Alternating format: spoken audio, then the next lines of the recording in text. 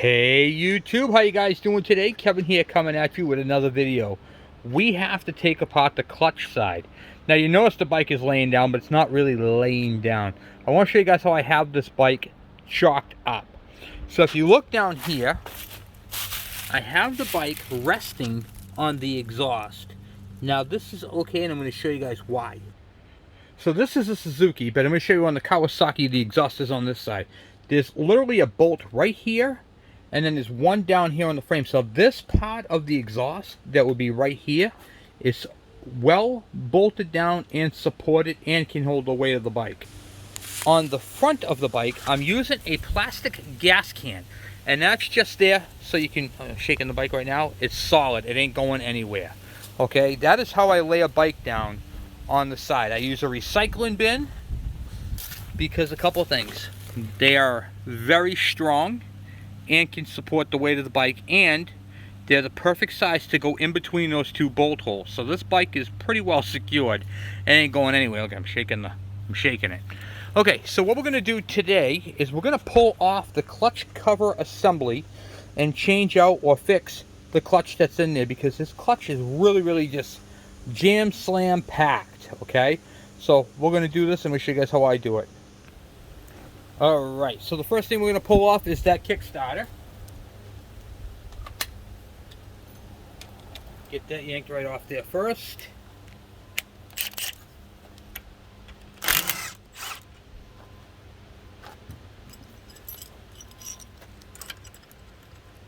I'm using my puller. This is for top post batteries on cars. You can get this at any hardware store that sells older stuff.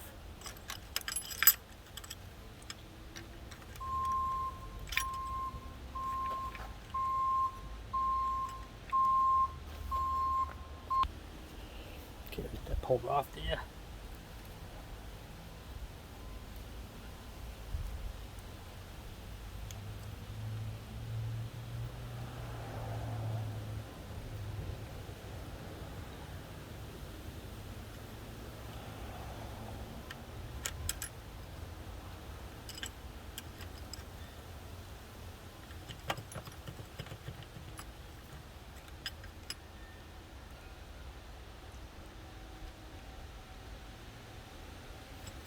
Helps if you can get both ears on. Some of these things are really just on there. Come on. I got the hole. Oh. Alright, let's do it again.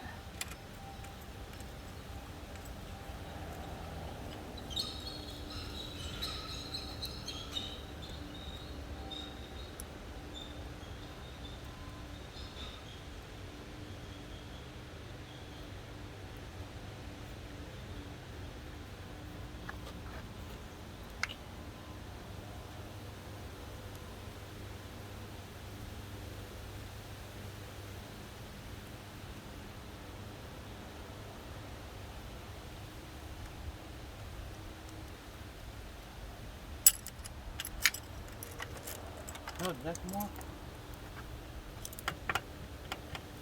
No, that one got to expand. Some of these older ones can be a real bear to get it into.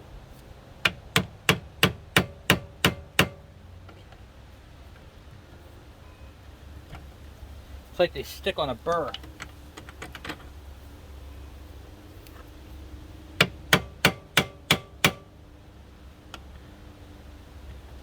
You can move them all around, but you can't get them off.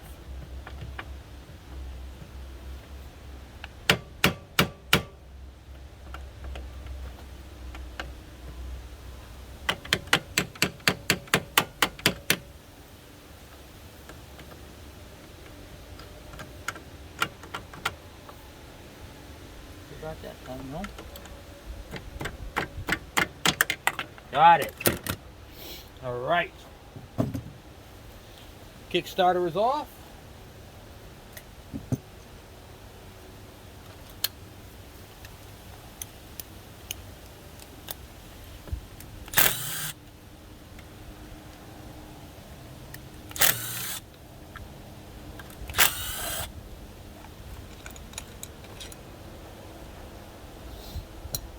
One cover.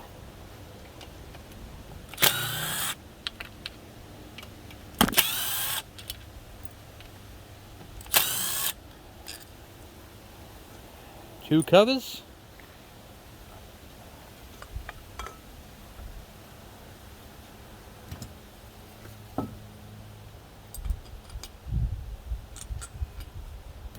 Okay. What's next? The carburetor, the fuel line, and the oil tank line. Let's get those off next. Okay, so I gotta pull that plug on the side of the carburetor. The carburetor.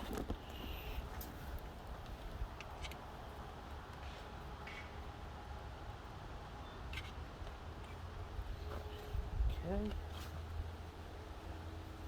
The fuel line is off, so we're gonna take it off right like that. Get fuel everywhere here. Okay. Little pump. That one off.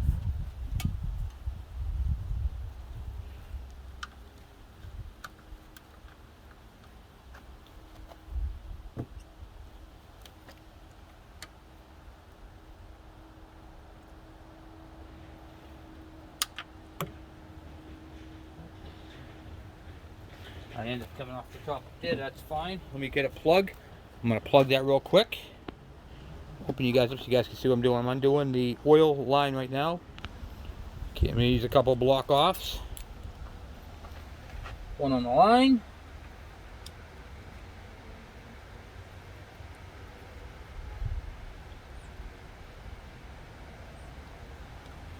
That off there.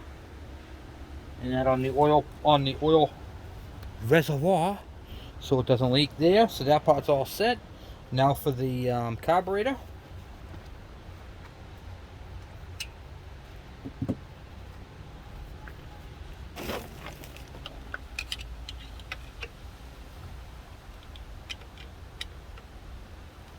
Come on, where are you?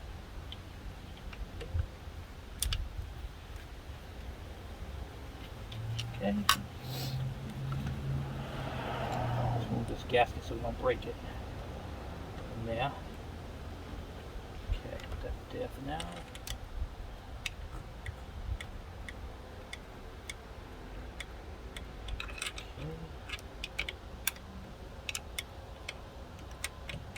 Alright, cool. So that's all set. And now we just got to take off all these screws all the way around it, and then we can pull that right up, but we got to take off the oil pump as well. Okay, let's get that oil pump done.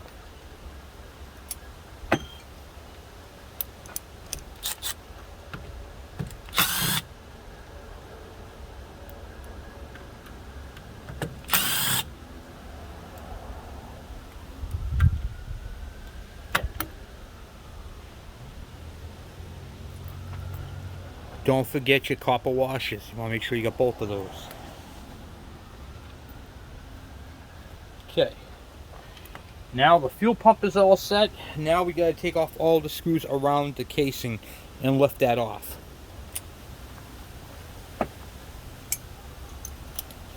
So for this next step, I'm going to cheat a little bit, and I'll show you how I'm going to do that. Okay, I'm going to take a rag, set it over the tank, like so, over the top part there. I'm going to take this side cover, set that right there like so. Okay, so you guys can pan out, see what I'm doing here. And now, as I take the screws out of this one, I'm just going to plug them into that one. So I'm going to cheat. Okay.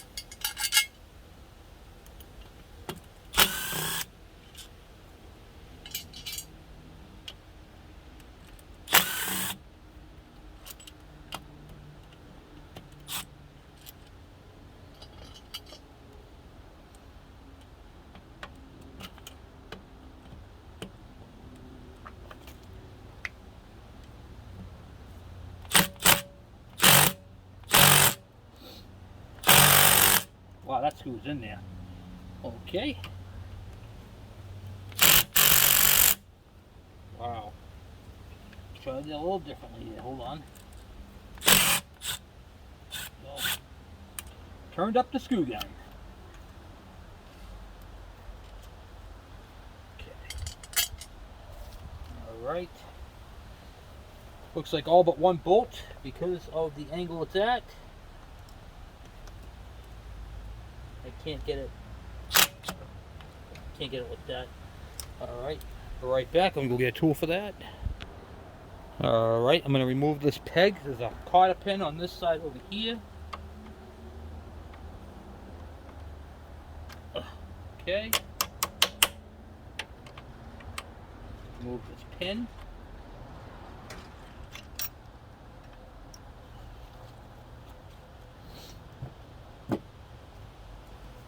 See if I can get to it now.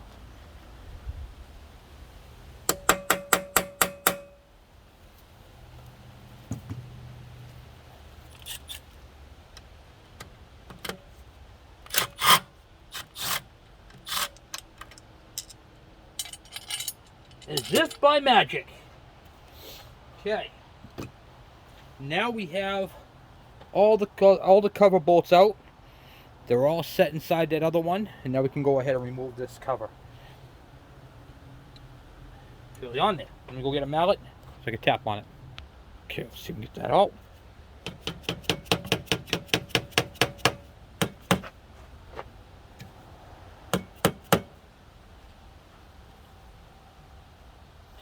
Really no good pry spots on this bike.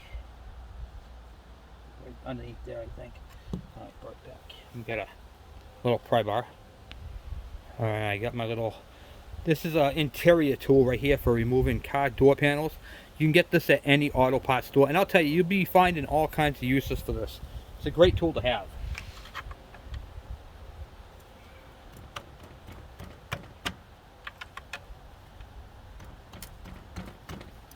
Wow. That's sealed in there, guys.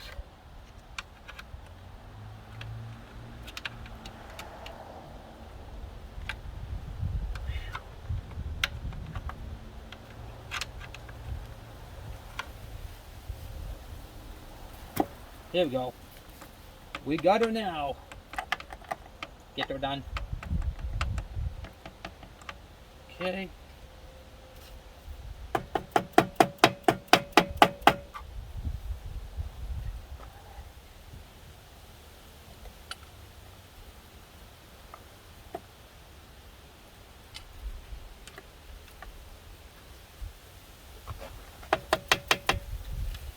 All right.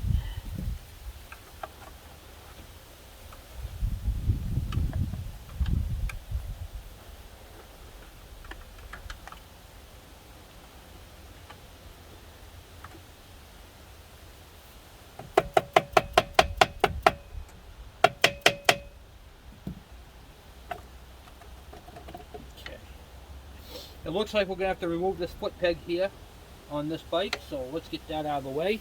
And then right there will come completely straight up. Alright, let's get that ripped off there.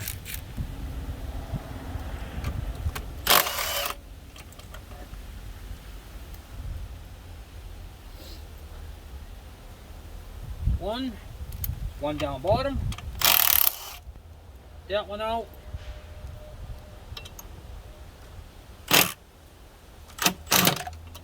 I like to get that with a wrench.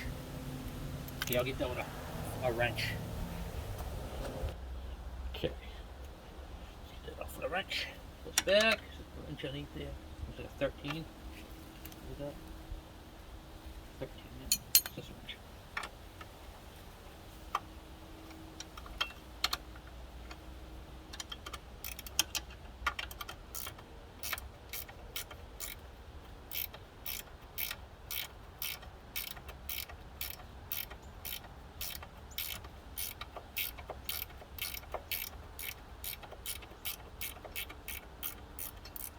Okay guys, these ratchet wrenches make things a lot nicer.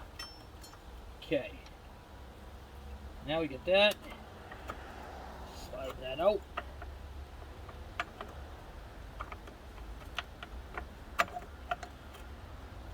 there's a metal plate down in the bottom here, the skid plate, so you have to get it on the other side of that.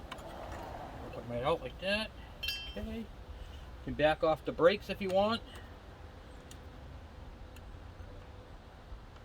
That's what I'm going to do. Okay. And now we should be able to grab this plate, slide it right out. Yeah. Set that right up top there. Top of the rag. And there we are. Okay, so now we have our clutch assembly right there. Set the piece out. Let me get a rag, not a rag, a tool to remove that center clip. Alright. Remove that clip on the inside there.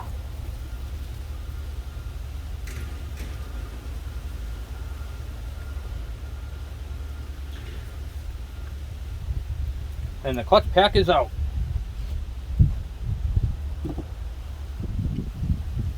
Just like that. Now while I'm working on the clutch pack, I'm going to put a nice rag over the entire thing so no dirt and debris can get into it. Keep it nice and clean there. Okay. And then we'll move over to the bench. Okay. These bolts right here are torqued down to 5 foot-pounds. So there's not a whole lot of torque on them. So they should come out no problem. This is my Milwaukee M12, 1/4 inch drive, 8mm. Boom. Boom. Boom. Boom. Okay. It goes out like that. Now I got 2 left.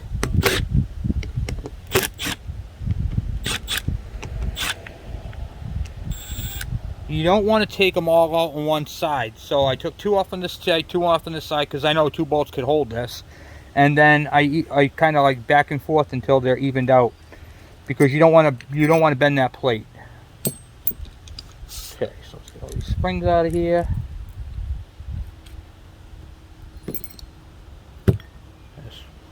Oh yeah, you can see the material. See right there, the material seized right to the plates.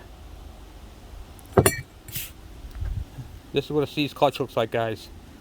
It's just locked together. But I can't even pull this apart. My God, I'm pulling on this thing. This clutch is seized together, and what happens is, you can see all the metal, all the transfer. It's been sitting for so long. This clutch is shot. Look at that, huh? Holding on the ends. That ain't going anywhere, guys. I don't care what you do to it. When you get a clutch seized up that bad, replace it. Okay, so we got some parts and pieces. Let's get into what we got. So I'm not going to use this one right here. I could clean this one up with my little grinding tool and just make it nice and smooth again. But we're not going to use that because I already got one that's already nice and clean. So we got a perfect one right here. I cleaned up the disc, make sure there's no imperfections. I want to show you guys something. Sometimes from heat these will warp. I'm going to show you guys how to quickly check these to see if you need to replace one. Stick them all together and see if any of them you can see light through. And if they're like waved, you'll see if there's a dent or a bend in them, because you'll see them. 2 of them will be together like that, and then this one will be sticking out like that. You're like, okay, that one's warped. You know what I mean? So that's a quick way of a quick reference to show you how thick your clutch is. Make sure it's, they're not all warped. And if you squeeze it over here and then you squeeze it over here and they click together, you have a warped disc. These should be touching. When you squeeze this end and you squeeze this end, there should be no clapping together. Okay, so they should be flat all the way around. That's how you tell if these are good. The second thing, you want to get good discs. Now these discs right here are good. All right, his clutch was good that was in the bike. It's got, well, fair. It was fair. So these grooves right here, these are wear bars. Okay. So they do a couple of things. They take the material and exit it. They're also for cooling. But also, too, they're an indication on how worn your clutch is. And I'm going to show you guys what a new clutch looks like. There's not much of a difference. See how deep those are? I don't know if you can see them or not in the camera. Okay? And in comparison, how low these ones are. See how low that groove is? This clutch right here is half worn. These are brand new. Okay, they're not entirely crazy thickness. So what I'm going to do is I'm going to stop here. I'm going to grab my book, and I want to look up the thickness and show you guys, or explain to you, at least give you the specifications so you guys can measure, and I'll show you how to measure them. Okay? Right back. Okay, so I'm using the Climber manual. All right, this is the manual that I use. I use both of them. I use this one, and I use the Haynes manual. But right now we're going to be talking about the clutches and how this all works. All right, there are a few things you need to check when you're using a new clutch or a used clutch. And one of those is make sure, I've seen brand new plates come in bent, maybe from the mail, maybe they got dropped on the floor. Even if it's brand new, you want to check it. Okay, so I showed you how to check it this way. Make sure that there's no wobble to them. Make sure all your plates are together, clean, and ready to go. And then we're going to take a look at some measurements, and I'm also going to talk to you guys about springs. These are probably the most commonly overlooked. Okay, so what you're going to want to do with springs, which I'll show you. Okay, help if I hit record. All right, so let's get you guys shrunk down here so you guys can see exactly what I'm doing here. Okay, so my first inspection is going to be a visual one. You want to make sure that all your springs are on a level surface, and you want to compare the heights. Okay, that's your first thing. You're going to eyeball it visual. Okay, they all look like they're at the same height. All right, even though, so you got these power here can throw you off. See how it loops down right there? So you kind of want to have them back to back like that. Okay, back to back, back to back, back to back. Okay, and you want to check and make sure that they're equal, the same height. Okay, which these all are. There is a specification which I'm going to give you in the book. All right, so visually I know that my springs are okay. Or potentially okay. That's the first thing. They could still be off, but they're all right now, as of right now, they're all equal. All right, so we're going to open up our manuals.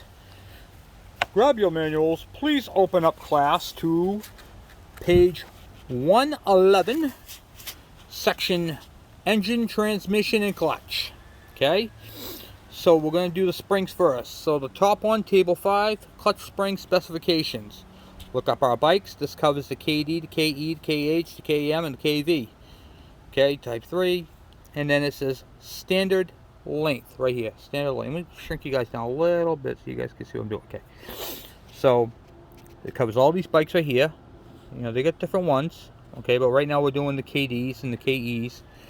So standard length is 21.6 millimeters or 0.85 inches. All right, so let's grab our trusty old caliper verniers. Let me turn this thing on. This is made by General. I'm going to zero it out. So what I always do is I just take my thumb, I clean off the two edges so they can touch together. Then I hit 0, and we're good. All right, so 21.6 millimeters. So I'm going to zero it, go down to 21.6.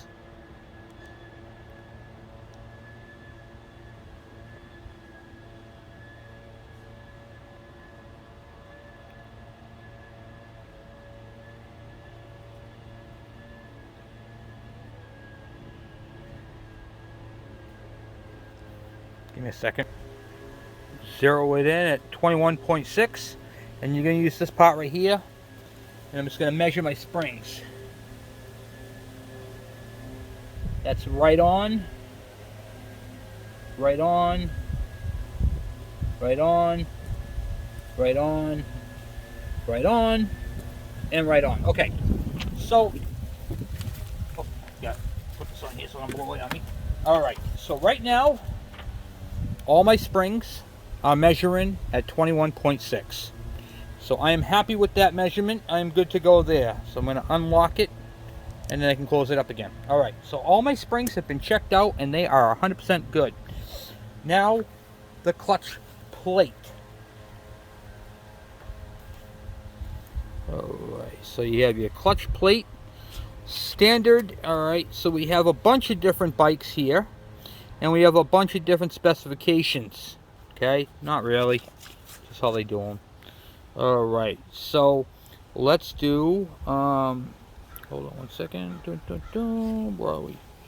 100 cc's, KD, blah blah blah, MC1, G4TR, ke100. should be at 3.2 millimeters is standard thickness, and it can go as thin as 2.8 millimeters. Okay, so let's check that real quick. All right, so we got our caliper verniers zeroed out. We got our disc 3.2. This is a new clutch, so you can see how it's a little higher than 3.2. So this is yeah, 3.2 millimeters. So this is 3.24, which is good. I'm gonna check it in 4 spots. Oh, come on, get on there. 3.19. Just inspect. Yep. 3.21. Okay, so that's good. That is a good. So you want to check them. What I do is I hold it like this. 1.2, just basically miss a point on each one, okay, when you're checking them. So I'll do it again. Hold on. Now I can show you. Hold it like this. I'm going to check one here, 3.24. I'm going to skip one, go here to this side, 3.18, which is still in spec, 3.21, 3.19. Now that does not mean it's warped or unevenly worn, by the way. This is how this thing was manufactured. This right here was not installed in a bike yet. So these are brand new clutches from the manufacturer. It's just happened to be how they're done, but I wanted to show you guys.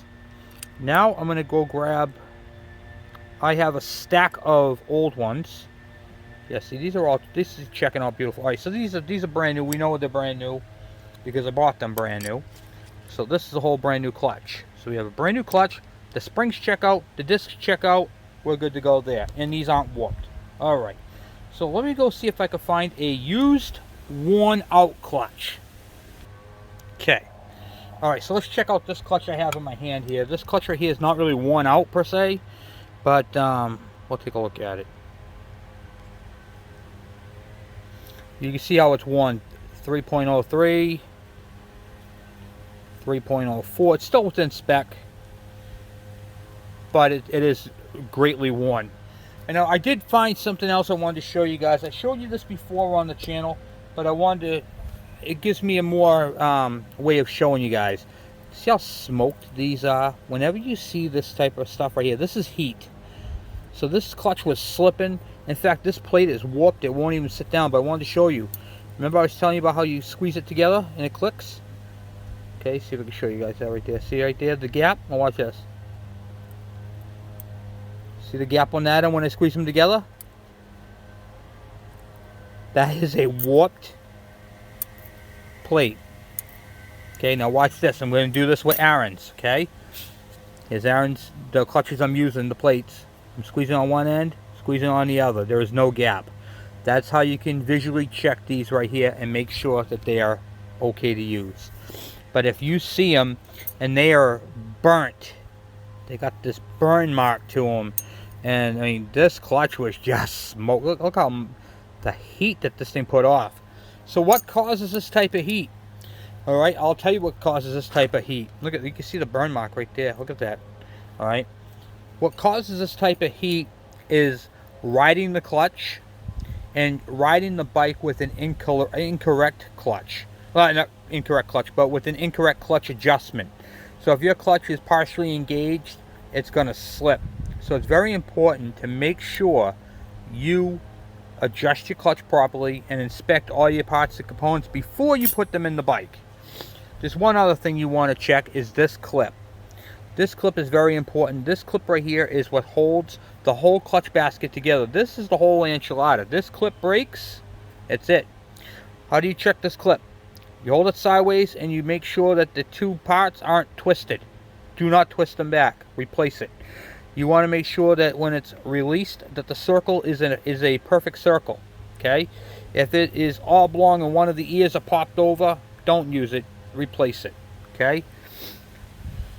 Alright. So, now we have a clutch. Let's start building it. Okay. So first things first. We're going to take his driver. There's two different types of drivers. There's the older driver and then there's a newer driver. The newer driver has the disc built onto it. So we're going to slide that on first. Okay. clutch.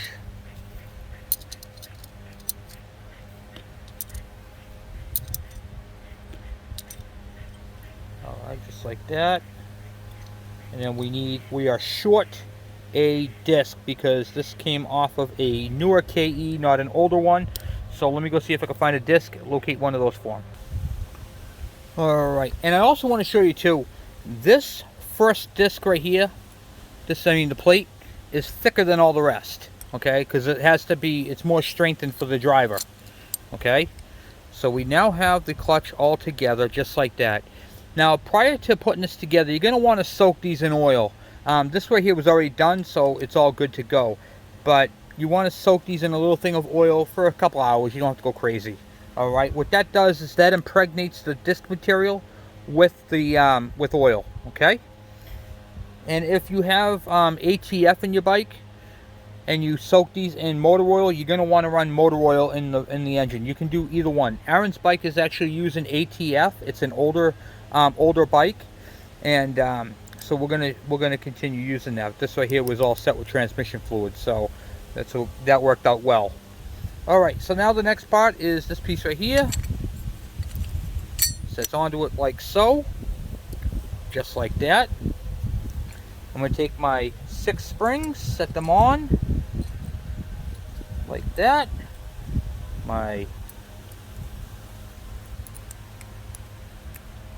clutch springs.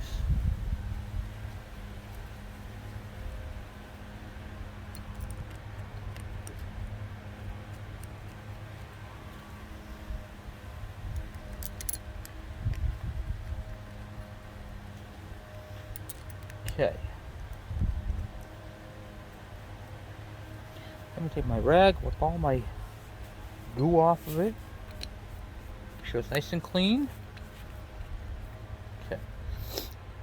And there you have a clutch. Now I'm not going to tighten these down yet because when I go set this into the basket, these are all going to have to key in together. Okay? So a little trick there. You can snug them up a little bit until you take all the extra wobble out of them, but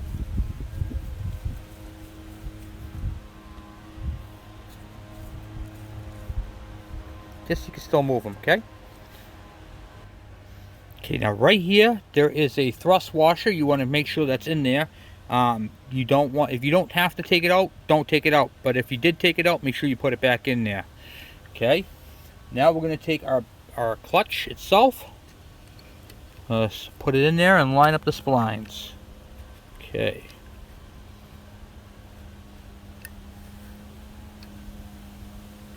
Like so.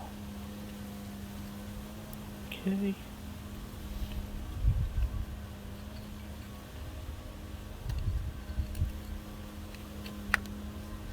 Sometimes it could be a pickle to line up, but once you get them lined up, they're all good to go.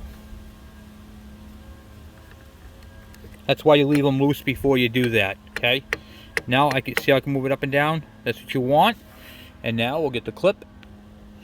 Okay, now inside here on that spline shaft, you're going to have a thrust washer and then that clip that we inspected. So we're going to push this down. Drop that on, make sure it goes all the way around it. Then you're going to take your clip, load it into your pliers.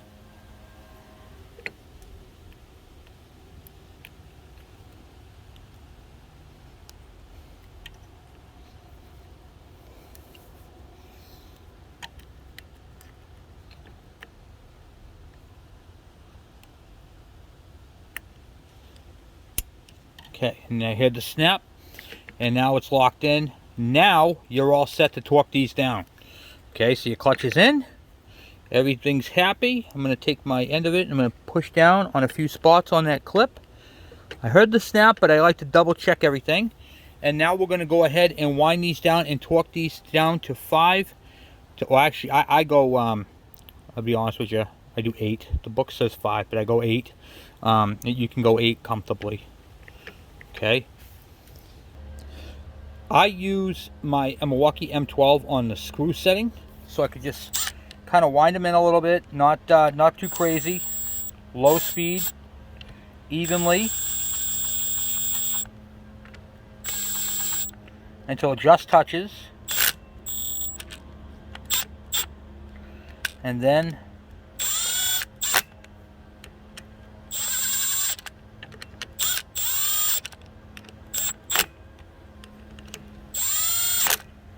not enough to write home about, okay? Just enough so we can take the, I'm not going crazy with the torque wrench. Speeds things up a little bit. Then I grab my torque wrench, and I'm going to do these like a tire. I'm going to do crisscross applesauce, okay? I'm going to bring this back here, and I'm going to torque it.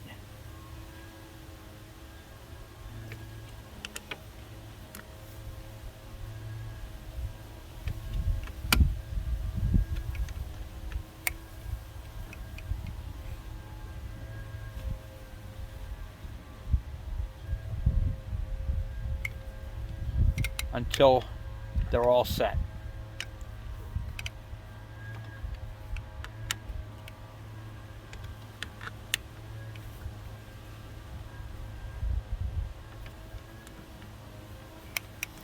Now, why is it important to torque these?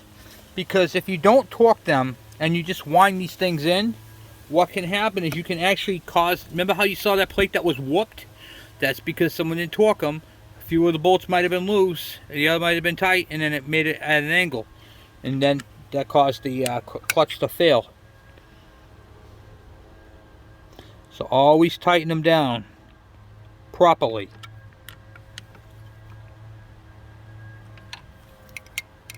I'm going to teach you guys another trick. So when you're torquing these down, it likes to spin the engine over, okay? I'm going to show you guys a cool trick right now. Take a piece of cardboard and fold it in half and stick it right in the gear, okay? So when you go to torque it, it ain't going anywhere. Cool trick, huh? And then you can torque the rest of them. Oh, this one's loose. Loose, okay.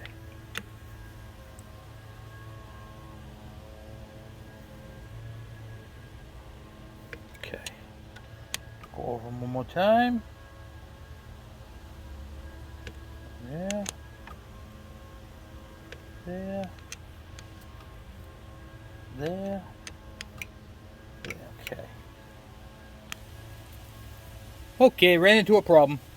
So when I was torquing these right here, I noticed that my torque wrench was going down instead of up.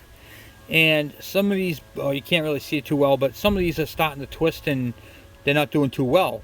There is no grade on this bolt. There should be a grade on these bolts. These are incorrect bolts for this bike. This bike should have a number 7 stamped onto them. Right there. Okay? So we should be able to torque them now, and we'll try that. So that was one thing. So this bike had, someone did a clutch to it before, probably extracted a broken bolt, decided we're going to put all the same bolts into it because it's just not right. So see here. All right. Okay. Let me see if I can. Yep, see here. Okay, good. Yeah, that's a lot better. Now I can torque them.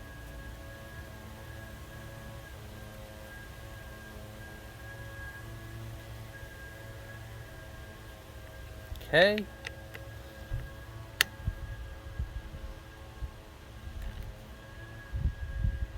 Okay.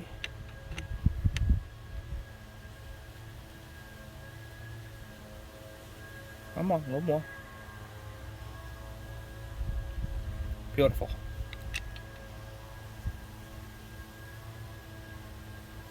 Okay. I'm just going to go over them now all the same way. Okay. They've already been torqued, so I'm just going over them.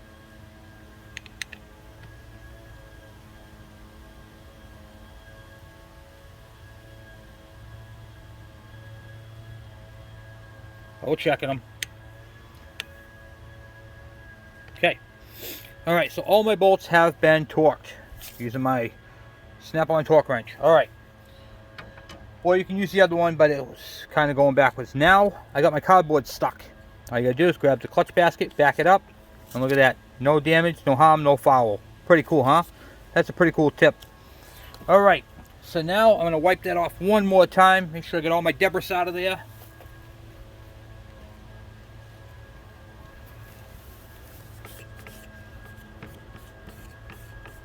Clean engine's a happy engine. Okay, and then we got to make sure the oil pump gear is engaged to where it's going to go. And it is. We got that right there. Must be on the back side of the engine itself, the engine cover. And it is. Okay, make sure we get that. So we can put that in its place right there. And then the next step would be the plunger there. Okay, now everything is on, and now it's just a matter of cleaning up the gasket surfaces. So I'm going to clean this gasket surface up, and I'll be right back. Alright, so I got the gasket surface all cleaned up, and I'm going to end the video here, and then we'll pick up on, I need a break. I'm going to clean up this mess because it's starting to get windy out and dark out, so I'm going to just slap the cover on for the night, and then we'll pick up on it later on. Alright guys, well thank you for watching. Hopefully you guys learned something, and I will talk to you guys later. Oh, before I go, I'm gonna show you guys how to do the clutch adjustment on this without those two marks you line up. So I got a lot of questions about that, so I'm gonna be answering them in the next video that we do on Aaron's bike. So anyway guys, for now I'm off. Thank you guys for watching, thank you for subscribing, and thank you for sharing the channel. I will talk to you guys later. I'm out!